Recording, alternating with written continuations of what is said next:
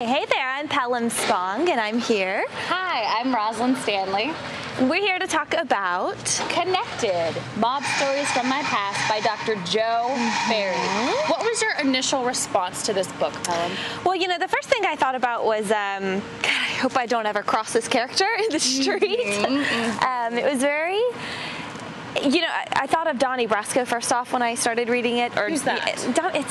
It's a mob movie. Okay. Or any of those movies you've ever seen about mob stories. I've got a bit of a weak stomach. So, Oh, okay, yeah. So I got in it and I went, oh dear, better not eat before I keep reading. But it was actually really, the more into it I got, the more I really started to kind of get into this character, and he's funny, you know, Yes, he's this funny. violent, or is surrounded by violence all around him, but he was very funny. So And that's the irony of it, is that he is surrounded by so much violence and the mob that he finds the comedy of it. Yeah. And it's the truth behind all these situations that he finds himself in, because he's so nonchalant and so not even almost serious about the death that kind of surrounds the lifestyle. Well, I think he actually even likes it to some extent. Exactly. Because he stays connected to it, even though he goes on to not be a part of the mob.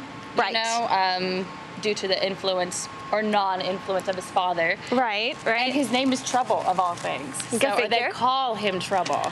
And I think the character is a fictional character, although I'm not sure how much of the writer's own experience is weaved into this, or what's taken from his surroundings. But to give like a little bit of a summary, it follows Trouble. Yes. And his father, who is Don of, I guess, a community. I'm not sure if it's in New. I imagined it was in New Jersey. I'm not sure where it was exactly, but. And it's kind of just like little memoirs of his life story, and you know, his childhood in this mob family, and then later on as a record producer. He goes on to have this long career in music and leaves his family business behind. Yes. So. And the way he does it is through short stories.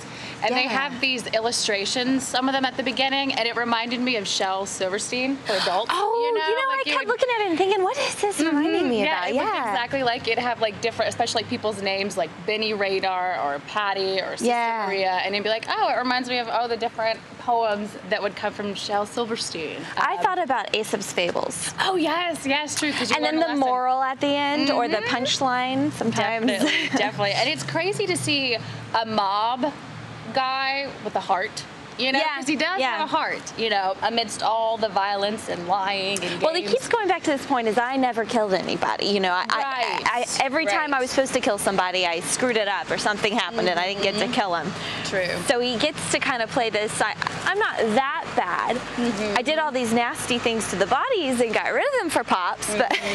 True. And that's what I like about it, is he uses that comedy to lighten it up. Yeah. Because it's such a serious issue with the mob and being surrounded by some guy's head coming apart and being and blowing up wall. military stations so that his son would not be even like in the military. That's how serious they drafted were about into it. Vietnam. Exactly.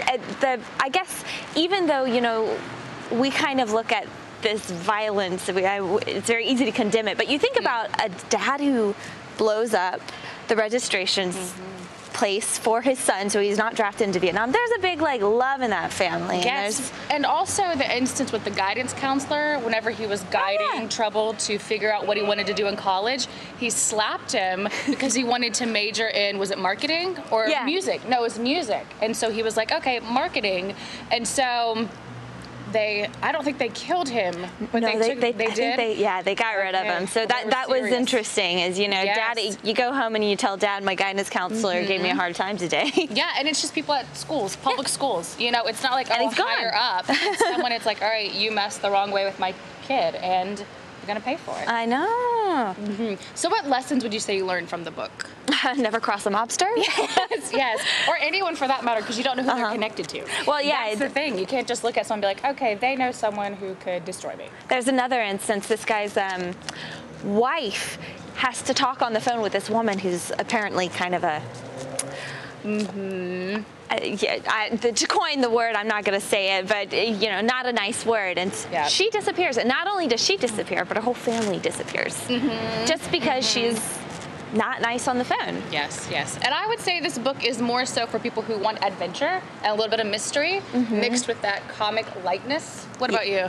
Yeah, I'd say, and I don't want to say this is like a guy's book, but this is, if you like something gritty and tough and aren't going to puke your morning breakfast while you're reading about some sort of gruesome murder, then this is definitely a book. There's not really a dull moment in it. Right, no. And I think that being the short story format of it, I think that helped it. Yes. Was, you know, you have these action-packed little vignettes. And I think, though, what do you think the bottom line of all of that was? The bottom line of it is making your own way. Yeah.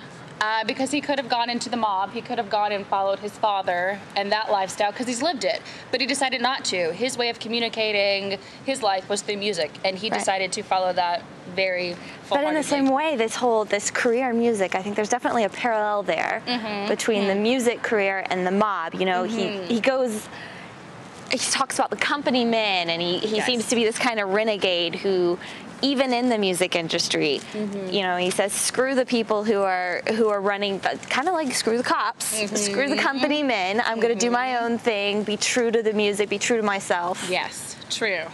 So, if you are looking for adventure and action and a little bit of comedy to add to it, Connected a lot of comedy. is your story. Indeed. Thank you.